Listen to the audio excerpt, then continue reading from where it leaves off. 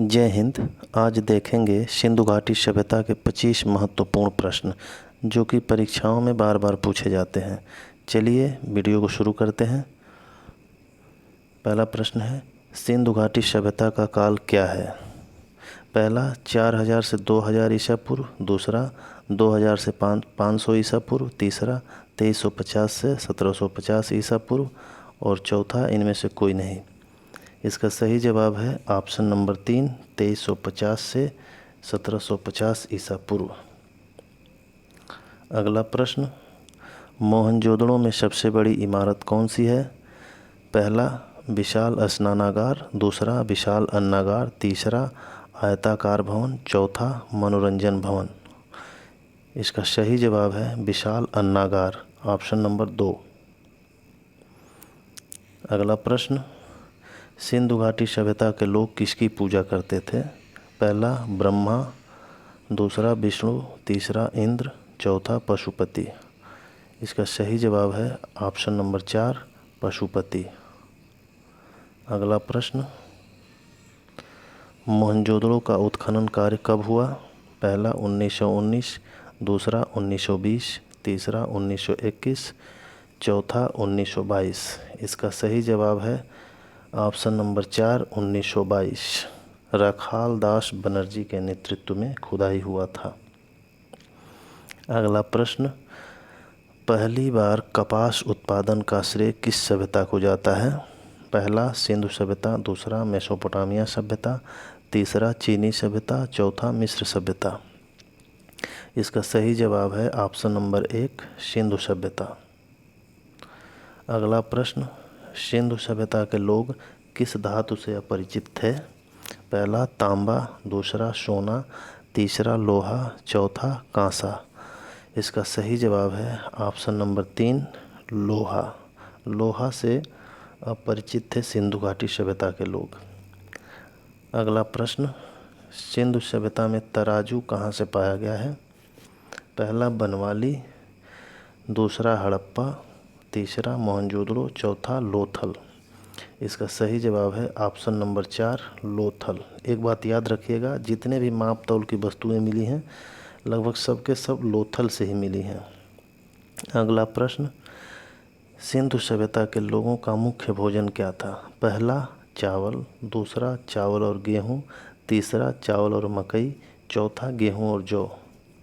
इसका सही जवाब है ऑप्शन नंबर 4, गेहूँ और जौ। अगला प्रश्न, मृतकों का टीला किसे कहा जाता है?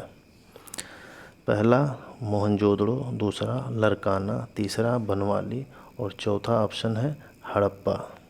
इसका सही जवाब है ऑप्शन नंबर 1, मोहनजोदड़ो। मोहनजोदड़ो सिंधी भाषा का शब्द है जिसका अर्थ होता है मृतकों का टीला। मोहनजोदड़ो की जब खुदाई हो रही थी तो यहाँ बहुत सारे मानव कंकाल मिले, एक के ऊपर एक टीले की तरह। इसीलिए इसका नाम मोहनजोदड़ो रखा गया, जिसका अर्थ ही होता है मृतकों का टीला। अगला प्रश्न, हड़प्पा सभ्यता किस युग की थी? लौह युग, दूसरा कांस्य युग, तीसरा पाषाण युग, चौथा नवपाषाण युग। इसका सही जवाब है ऑप्शन नंबर 2, कांस्य युग। इस समय सर्वाधिक कांसे का प्रयोग हुआ करता था, इसीलिए इस युग को कांस्य युग कहा जाता है। अगला प्रश्न, हड़प्पा के खंडहर किस नदी के तट पर पाए गए हैं? पहला रावी नदी, दूसरा ब्यास नदी, तीसरा सतलज नदी, चौथा सिंधु नदी। इसका सही जवाब है ऑप्शन नंबर 1, रावी नदी। रावी नदी के तट पर हड़प्पा बसा हुआ था, इसलिए उसके खंडहर भी रावी नदी के तट पर पाए गए हैं। अगला प्रश्न, मोहनजोदड़ो के खंडहर किस नदी तट पर पाए गए हैं? ऑप्शन नंबर पहला सिंधु नदी, दूसरा रावी नदी, तीसरा ब्यास नदी, चौथा झेलम नदी। इसका सही जवाब है ऑप्शन नंबर 1, सिंधु नदी। मोहनजोदड़ो सिंधु नदी के तट पर बसा हुआ था। अगला प्रश्न, किस पदार्थ का उपयोग हड़प्पा सभ्यता के मुद्राओं में मुख्य रूप से किया जाता था? पहला कांसा, दूसरा तांबा, तीसरा लोहा, चौथा टेराकोटा। तो इसका सही जवाब है ऑप्शन नंबर 4 टेराकोटा। टेराकोटा एक प्रकार की मिट्टी होती है। अगला प्रश्न, हड़प्पा के निवासी किस खेल में रुचि रखते थे? पहला कबड्डी, दूसरा कंचा, तीसरा शतरंज, चौथा घुड़दौड़। इसका सही जवाब है ऑप्शन नंबर 3 शतरंज। अगला प्रश्न, सिंधु सभ्यता के घर किससे बनाए जाते थे? पहला ईंटों से, दूसरा पत्थरों से, तीसरा लकड़ी से, चौथा बांस से। तो इसका सही जवाब है ऑप्शन नंबर 1 ईंटों से। अगला प्रश्न, कालीबंगा किस प्रदेश में स्थित है? पहला राजस्थान, दूसरा पंजाब, तीसरा हरियाणा, चौथा गुजरात। इसका सही जवाब है ऑप्शन नंबर 1 राजस्थान। अगला प्रश्न, हड़प्पा के लोगों की सामाजिक पद्धति कैसी थी? पहला उचित समतावादी, दूसरा दास श्रमिक पद्धति, तीसरा वर्ण पद्धति, चौथा जाति पद्धति। इसका सही जवाब है ऑप्शन नंबर 1 उचित समतावादी। उस समय दास पद्धति और वर्ण पद्धति, जाति पद्धति ये कुछ नहीं था। अगला प्रश्न है, सिंधु घाटी सभ्यता में खोजा गया सबसे पहला नगर था? हड़प्पा, दूसरा मोहनजोदड़ो, तीसरा बनवाली, चौथा सिंध। इसका सही जवाब है ऑप्शन नंबर 1 हड़प्पा। सबसे पहली बार हड़प्पा खोजा गया, इसीलिए इस सभ्यता को हड़प्पा सभ्यता भी कहा जाता है। अगला प्रश्न, हड़प्पा स्थलों की खुदाई में क्या नहीं मिला है? पहला नालियाँ और कुएं, दूसरा दुर्ग, तीसरा धान्यागार और चौथा शिखर वाले मंदिर। इसका सही जवाब है ऑप्शन नंबर 4 शिखर वाले मंदिर। नालियाँ और कुएं, दुर्ग और धान्यागार ये सब कुछ प्राप्त हुए हैं, शिखर वाले मंदिर नहीं मिले हैं सिंधु घाटी सभ्यता में।